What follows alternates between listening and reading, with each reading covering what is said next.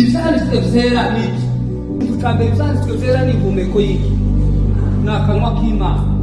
Urashaka kumenya ibizayiva mu kanwa k'Imana? Soma Bibiliya. Ngo bitwigisha ukuri.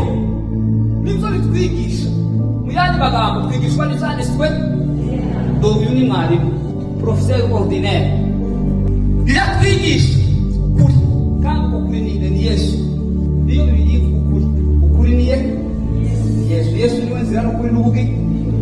Icyagatatu ngo ni gare zari twemeza ibyaha. Twebwe hari igihe twamenya ko wagenze nabi tukanagutinya, ariko sana yo gutinya bizajyama ibintu umugore ngo niwe wakoroza umugabo. Niwe wenyine abayaza kubibazo. Nubwo hakora biriya byose ariko niwe wabite bikabwira umugabo ngo ni wewe, nimba ari wateje ikibazo ni wewe. Dogiteri Wikewere yanditse igitabo cy'ubuzima bufite intero.